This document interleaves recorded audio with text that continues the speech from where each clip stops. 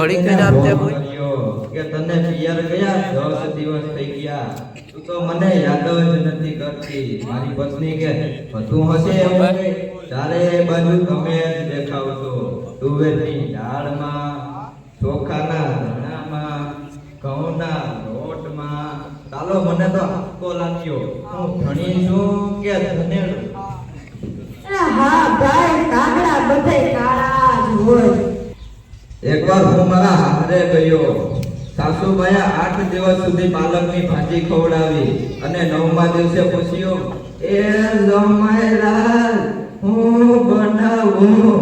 પછી તો મેં કહી જ દીધું કે ખેતર બતાવી દો, હું જાતે જ કરી લઈશ. ઓહો હો, ખરેખર કરે તો પણ.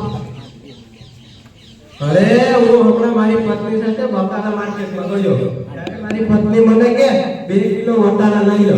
મેં કીધું લઈ લે ને, એમાં હું પૂછવાનું હોય? તો એ મને કે પૂછવું તો પડે ને, બોલવાના તો તમારે જ છે, જો કરો વાત.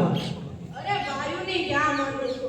આ આજકાલની પૈસાને જોને, મારી ટીંડોળના હાથમાં મોબાઈલ આવે એટલે બસ પતી ગયું, સમજી લો. આપણે અરે વાત કરતા હોય કે કોકનો ફોન આવે એટલે હાલવા માંડે. એટલે આપણે કઈ ખેતરના ઉભેલા સાડિયા છીએ ને એમાં આ મોબાઈલ આવ્યો એટલે કેમેરા ગયા. એમાં આ મોબાઈલ આવ્યો એટલે બેટરી ગયો. એમાં આ મોબાઈલ આવ્યો એટલે ઘડિયાળ ગઈ. એમાં આ મોબાઈલ આવ્યો એટલે કપાલ ગઈ. એમાં આ મોબાઈલ આવ્યો એટલે નિરાશ ગઈ. ને એમાં પણ આપણો મોબાઈલ આપણી ઘરવાળી નાખમાં આવે એટલે આપણે જા.